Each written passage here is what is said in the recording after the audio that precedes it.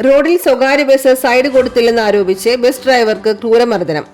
പഴുന്നാനം വെച്ചാണ് ഫിദമോൾ എന്ന സ്വകാര്യ ബസ്സിലെ ഡ്രൈവർ ലിബിനെ മർദ്ദനമേറ്റത്.